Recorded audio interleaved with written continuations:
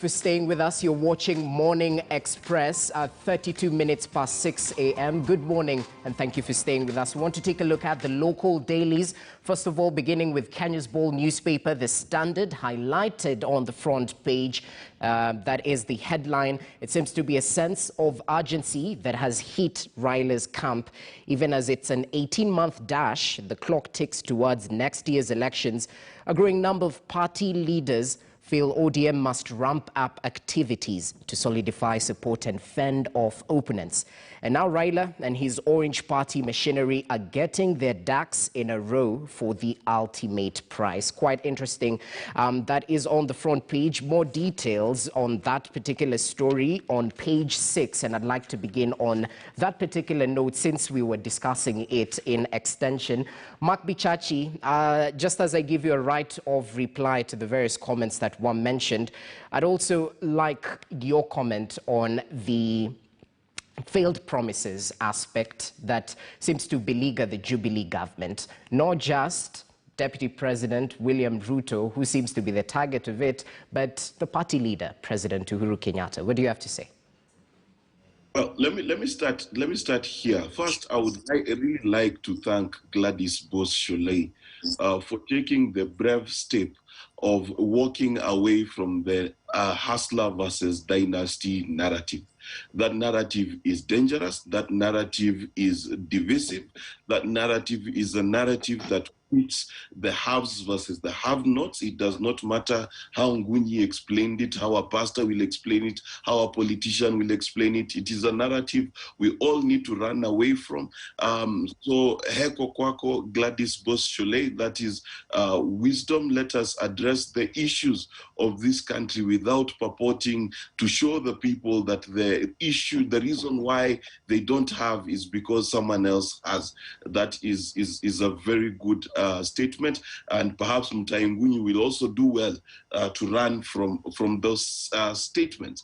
Now, Raila Odinga is not co-president. Let us look at the people who work in the president's office. There's something called a cabinet.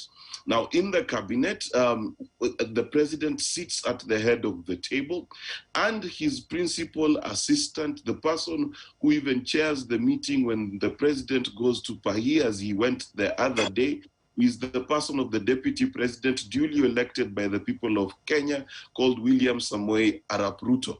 Now, one of the principles of cabinet that the public might not be aware of is that there's something called shared responsibility and commonality within cabinet, and the decisions of cabinet are owned by every cabinet member. Now, why do I speak of cabinet? Because cabinet is the mover of the executive branch of our government. Cabinet remains the principal driver of the changes of the stadiums and everything that was promised. And therefore, I would like to state the following, that every road built in this country, every dam being built, every move that we've made as a country in the last 7 years since 2013 has been done by the presidency that includes the president and he is his deputy president. Now, this is important to note because, and I said before, we are about to be treated by politicians who are in office saying they will do things for us when 2022 comes, when they are in office again.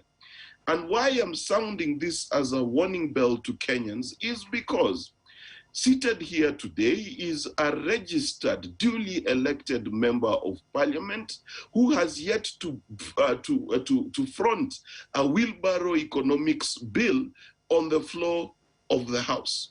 We have governors who support the wheelbarrow movement, the hustler movement, the Tanga movement. I'm yet to see Tanga economics working in those counties. To tell me that we have to wait to see the wheelbarrow in motion in a significant way, not in a handout way, because Sonko has taught me painfully that handouts do not constitute leadership. But in terms of policy, principle, legislation, constitutional amendment, whatever it is, I'm yet to see the people who are so loud pushing the wheelbarrow actually putting pen to paper and a wheelbarrow, not narrative, but a wheelbarrow policy, a wheelbarrow piece of legislation. It's not going to happen. Now, has the president failed? The truth of the matter is, in any presidency across the world, there is no one who scores 100%. But I'll tell you what he has done. I will tell you that we've built more roads in the last 7 years than we've built in our history, tarmac roads. We've actually beat Kibaki's record. I will tell you, we've built more dams than we've built in our history. I will tell you the economy has grown from 44 billion to 100 billion. I will tell you the things that have been done.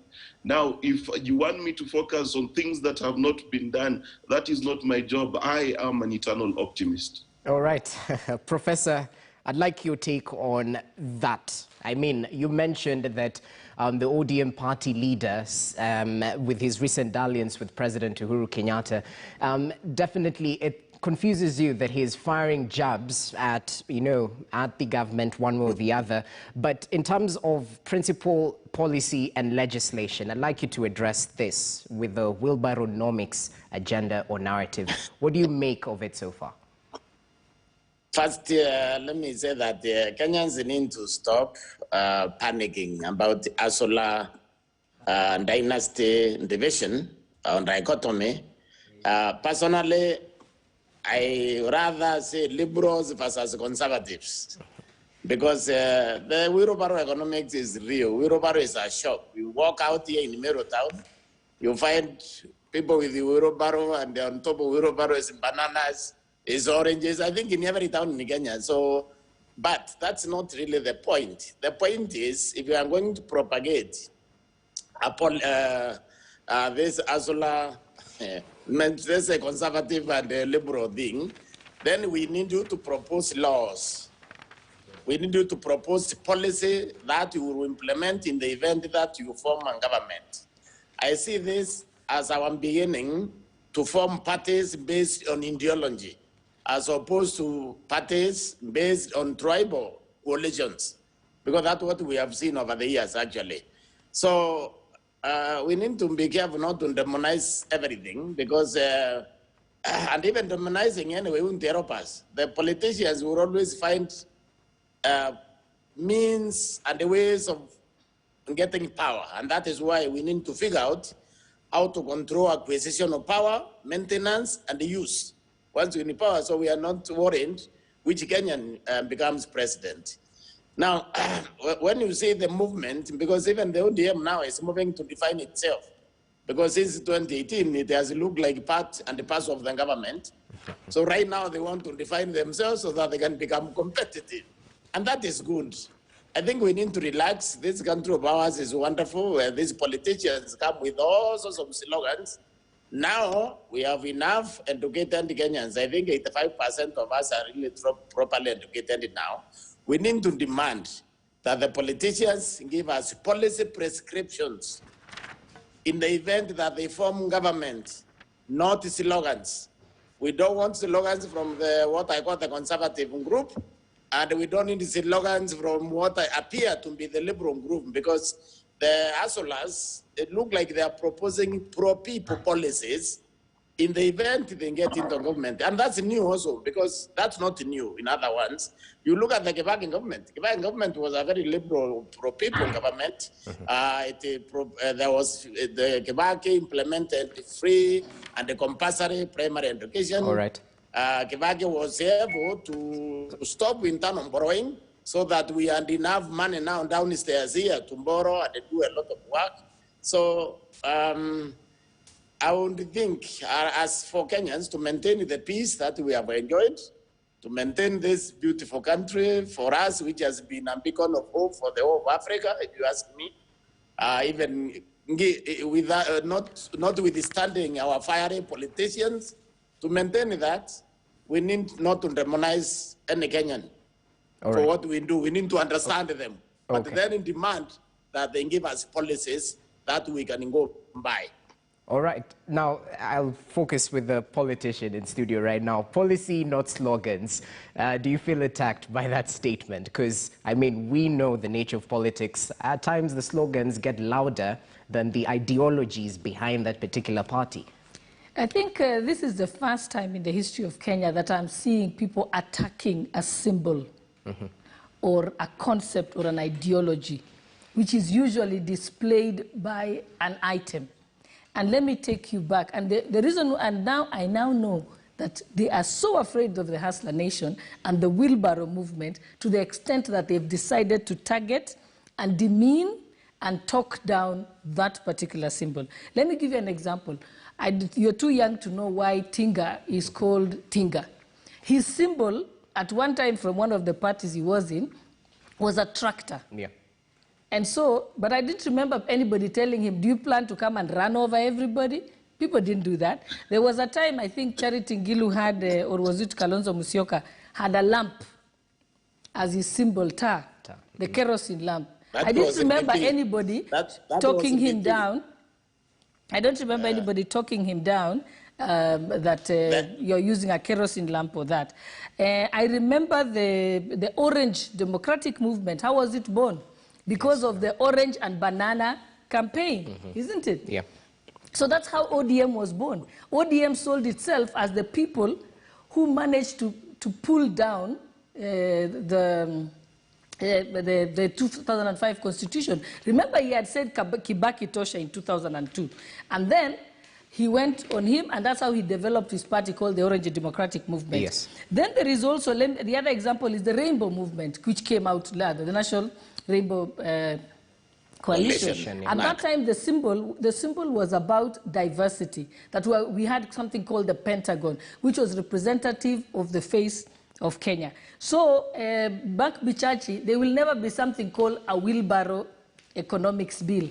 What we will be saying is that our policies will be focused on that 60% of Kenyans who are operating at that level, not wheelbarrow, but similar kind of economics. We were talking about the informal sector. Kenya has 16 million people employed in the informal sector. Those are the people that we are talking about.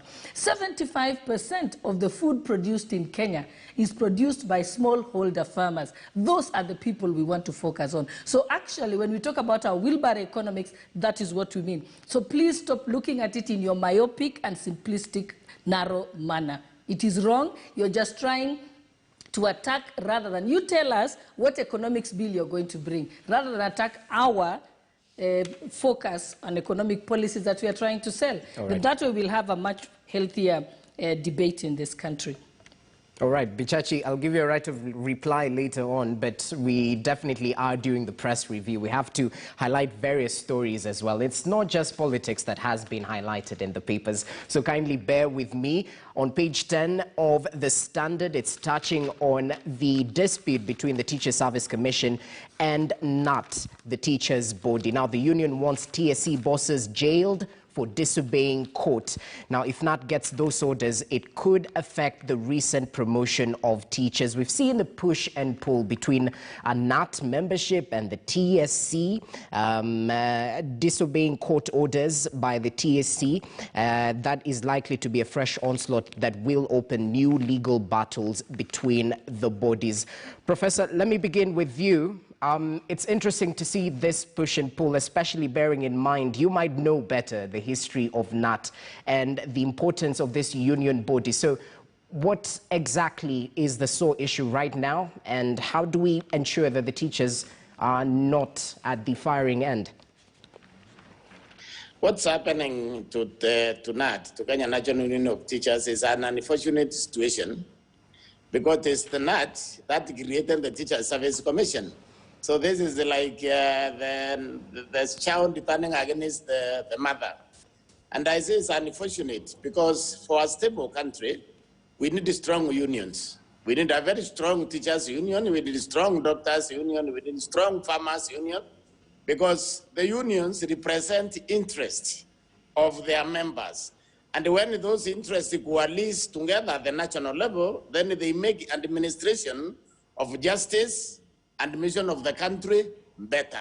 So we need to have an attitude. What I think is happening with the Teacher Service Commission is the union became too strong, and then somehow the executive felt threatened by a strong union, which is understandable also. Because what happens to the political class is they will respond to you if you can help them. They will also respond to you if you can hurt them. So the union was getting too strong. And I believe formation of Gupet, that problem was engineered by the state. Now there is some breakaway women, also teachers union. This is bad, because once they splinter like that, then they will become weak, then they can't present any of their interests. So I think the Teachers Service Commission need to understand that having a one strong union is better for management of education system in this country. And we should, I think as a country, we need to transcend this idea that any strong person presents a threat. It doesn't have to be that way. We need to be very positive in our outlook. All right. So I see this, the problem started, I think, with the government, with the executive branch of government. All right, we seem to have lost Professor right there, but even as we try and reestablish that connection, Mark Bichachi, I'd like to bring you on board just to add up on this particular point. We've had a lot of talk on the career progression guidelines and how it has been a sore issue between these two bodies, the TSC and NAT. Perhaps add impetus to that. Mark Bichachi, can you hear me? I can hear you, can you hear me? Okay. Yes. So should I answer the question now? Yes, kindly proceed. Yeah. Okay, thank you. First and foremost, the good professor has laid a very good foundation that yes, at some point for a long time, there was always the fear that a strong union is terrible for the political class, and that's how actually Kupet got to be formed out of KNUG, and that splintering has continued. Now, I'll talk about it from both perspectives. Perspective number one is from the perspective of many a politician sitting in the executive. Weekend unions across the world have always been things that have been sought after, because unions tend to make labor costs more expensive. They tend to push for the rights of the laborers, and the pushback of many an executive, and I'm not just talking about executive in terms of presidential and governors. I'm talking about executives also in terms of executive boards and private sector firms. There's always been dock union strikes in the United States until the unions were weakened. In South Africa today, you've got the miners' unions, which are also being weakened. So this is something that happens quite a lot in the labor relations field of the world as it is. And these are the issues that we have to contend with. Now, what is the real solution? The solution is always a balance between the representation of the state and the representation of the people in terms of the unions. So you need the unions to push against the state, and you need the state to push back, and the balance in between is what ends up being good for the country. Now, I know a lot of people think that the unions are the only thing that are good for the country, but the state actually also is, because, for example, if the teachers said, and this is not what they're asking for, I'm just using an example, that they want 500,000 shillings a month as salary, then we will not be able to pay our military, we will not be able to pay our police. So government exists to balance our concerns, and unions exist to make sure that our laborers get the best of the deal. But a quick 30 seconds rejoinder, I am glad that there is an admission that there's not going to be a wheelbarrow bill. I am glad that we know that this wheelbarrow hustler thing is just hype that does not actually constitute in any reasonable action, because we know to actually help the needy, you need to do what the government is doing today. You need to push for universal health care. You need to send cash transfers to the elderly. You need to create possibilities of ease of doing business. You need to go out there and sign the Africa Free Trade Agreement. You need to go and sign an agreement with Britain. That is how you help people at any level of Kenyan society. So I'm glad the realization is finally dawning that there is no such thing as wheelbarrow-nomics. It is just a symbol, and if it is just a symbol, then I totally support, and then I support the Jubilee government in doing what it has been doing in terms of even helping people with disabilities. So Gladys Bosses Jailed, I agree with you there. Okay, Bichachi, I may forward the question. You agree with Raila Odinga in terms of the BBI and the importance it brings to the country, but you don't agree with what he says while criticizing the Jubilee government in terms of its misses. I've not discussed Raila's Odinga's, but let me now deal with, yes, let me deal with Raila Odinga. Raila Odinga, I said before, and people thought I was joking, is a man at a crossroads.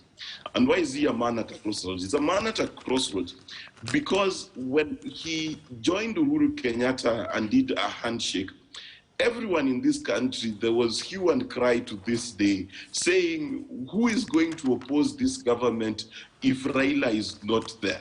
It is almost as if Raila is best known as an opposition leader. Right. And even those who don't vote for him want him to oppose. So in this marriage with Uhuru Kenyatta, to drive the BBI and not to lead the executive, as has been said, is Raila Odinga finds himself at a crossroad. Does he continue in his own, in the character of his own creation as the leader of opposition, or does he continue outside of the BBI to support the president? So he's a man at crossroads. Okay. He's going to shuffle his feet for a while before he finds balance. But William Ruto, on the other hand, has decided to oppose himself in cabinet. So it's quite interesting political times. The opposition is the deputy, and the person who's supposed to be in opposition is the best friend. So Kenya, I said we are going to be treated to a cacophony of illogical things, and this is just the beginning. So it seems to be a catch-22 phase, but back to the topic, it's a catch-22 phase for the NAT body, the NAT union, pitting it against the Tsc. Gladys Bosses Jailed, I'd like your comment on this, strictly on the Teachers Service Commission and NAT. I forwarded a question about the CPGs, which No, I will not agree not to respond to the misrepresentation of what I have said in the studio by Bichache. Okay. Bichache, you heard me and you understood me. You're just trying to crook what I said, and I'm not going to allow you to do it. We'll delve deeper later on. Kenyans misunderstood it. I said our wheelbarrow economics is focusing on the 16 million Kenyans who are in the informal sector. I did not say that it's just, I said it's a symbol of the kind of policies we want to focus on. I was saying it is not a wheelbarrow as you literally try to make it. So you're trying, that is dishonest, and that's why I see you're a good communications expert, because you know how to change stories. That is not what I said, and you know it. All right, let's focus on the teachers. So now let's go to the NAT and the teachers.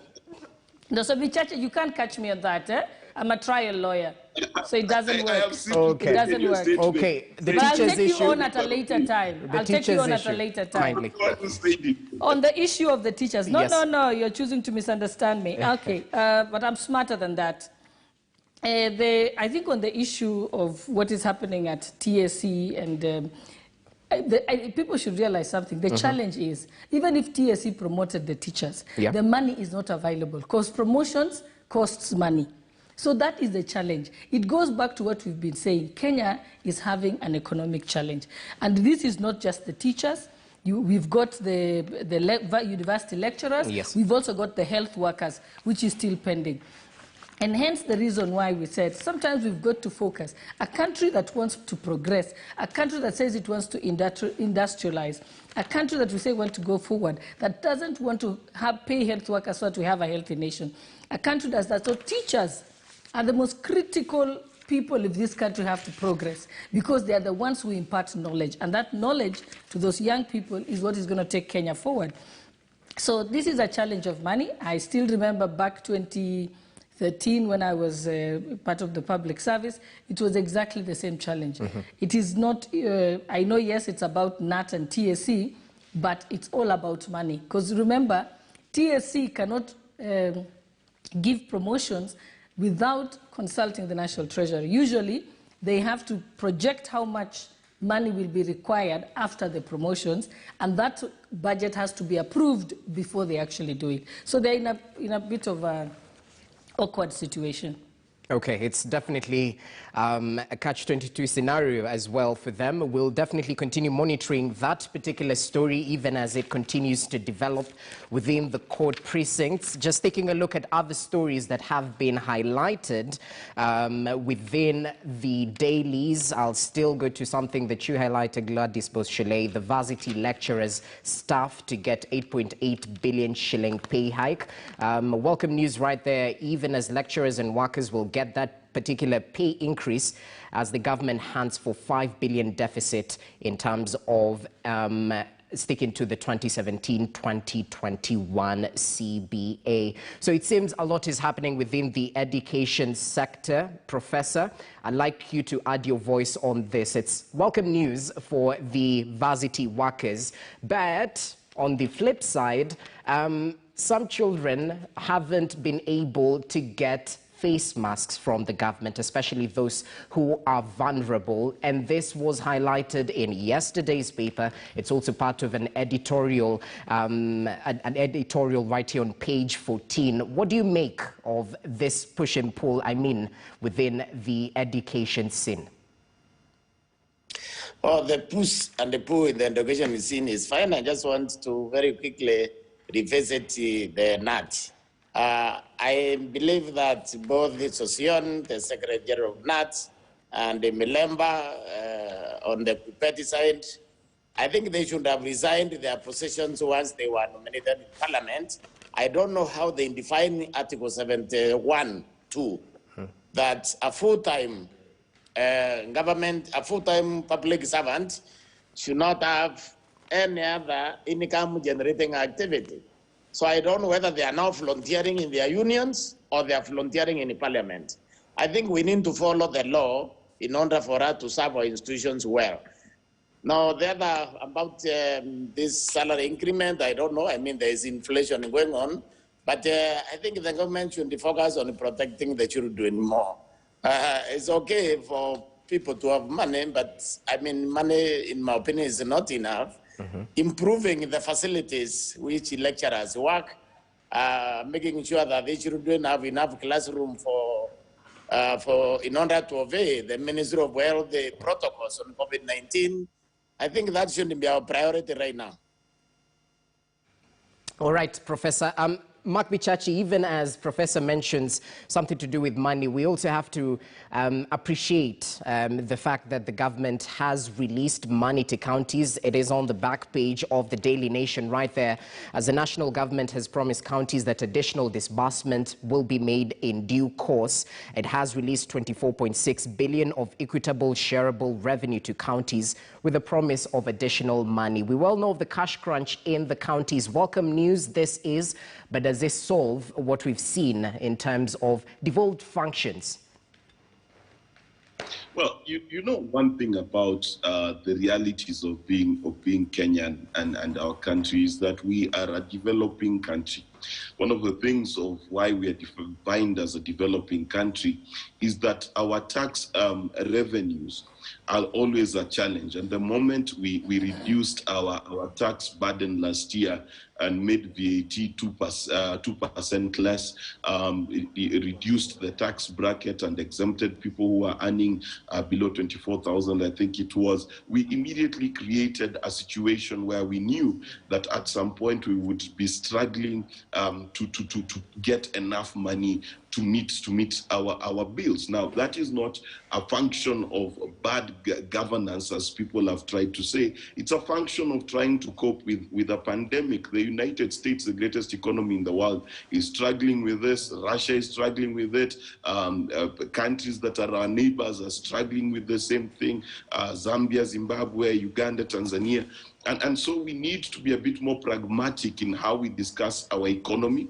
We need to be a bit more pragmatic in understanding that it will take a while for us to go back to normal, because it will also take a while for our traditional markets, such as our tourism markets, to come back to normal. This is not something I think that our politicians should play games with. Instead, we need to join hands, close ranks, and actually begin to ask the question of how are we going to get our struggling bits of our economy. So, for example, how can we get more tourists into the country? How fast are we going to get the COVID vaccine? How fast are we going to ensure that our hotels are COVID-free? Those are the questions that we need to address. But the truth of the matter is this, that when it comes to looking at the entirety of the economy, we also need to balance out and begin to ask the critical question that how are we going to ensure that our economy does not develop the way India and Brazil has developed. And this is really the question of our times. You see India becoming a superpower, but its poverty levels are still extremely high because of a factor known as jobless growth.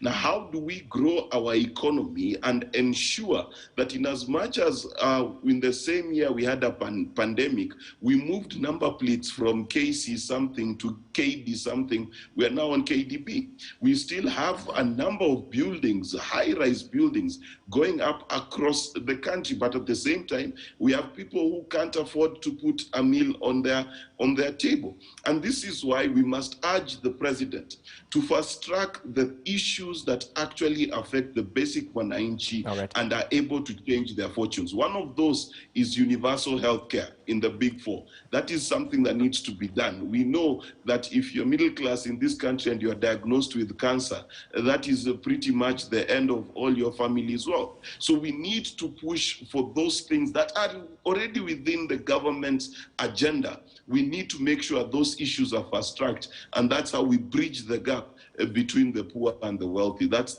what needs to happen. Well, that's proper service delivery is definitely very important, especially when it comes to the importance of devolution and the devolved functions. Gladys Bosses Jailed, add your voice to this kind. Yes, I think Bichache has redeemed himself because he has spoken very well. He has mentioned that he's urging the president to focus on issues that affect the ordinary mwananchi. Now that's what the hustler movement and the wheelbarrow movement is talking about. So you've just got the definition of wheelbarrow economics. And then when you talk about that those who are earning below 24,000 were exempt from tax, and then those who, and then people who are pay as you earn, I think they reduced by 5% across the board. What this actually did was it cushioned people who are already employed and were on salary. It did not cushion the 16 million people I keep talking about who are in the informal sector. Yes. Because remember, those in the informal sector were supplying food to schools, they were supplying food to the hotels. Yeah. They were the ones who are the cleaners, who are the cooks and the employees within the hotel industry. Those people lost their jobs. So even if you exempted them from tax, they had no salary in the first place. And that is why I'm saying our focus needs to shift to what happens to those people. Look at what happened recently. What did the Ministry of Tourism do to revamp tourism? They hired Naomi Campbell to sell Kenya. I'm sure she's getting a huge check, which we are still asking. We want to know how much exactly she was paid. Because the people who have suffered from the lack of tourism are still unemployed. And remember, people don't come to Kenya because Naomi Campbell comes to Kenya. People come to Kenya because we have the greatest marathon runners and because we have the great Masai Mara, because we have Mount Kenya. That's why people come to Kenya. So we needed to be focusing on that. If you see what America has done, they cushioned hotels so that the hotels could continue maintaining people on salary despite the closure, even if it was at a much lesser amount than they were earning, but at least they were able to feed their families, and they would still be able to go to the supermarket and buy some food, which means those who sell their wares, they are able to survive and so on. So you can see that it is everything we are saying, even on the pandemic, is to focus on those people who are not in the formal employment. I think the focus talking about our children in school, which should be a priority, I think that's been mentioned. I think that's very important because we know that Minister Magoha told us that our children can learn on trees. I doubt whether his children ever learned under trees. But we know very well that no extra dormitories were built and no extra classrooms were built. So when people tell us there is social distancing in school, it's not really happening. The situation is exactly the same. Members of Parliament who have access to the CDF fund, who can build classrooms, will tell you that CDF was not disbursed until December. So during the year when they should have been building classrooms, it was an impossibility for them to do it. So yes, I think what our point is, let us try and focus. Even on those children are under trees, do they have desks when they're sitting under the trees? Are they trees? I mean, it doesn't make sense. All right. So let's refocus what we our focus on focusing on those people who are normally not remembered in this country. Exactly. Majority, actually, are not employed in formal employment. But that, as it may, a lot more in the dailies. And we'll definitely come back touching on them even as we move on to our next agenda of the day, taking a look at some of the political developments, and some of them have been highlighted already in the papers. The United States of America has had quite a busy couple of weeks or so.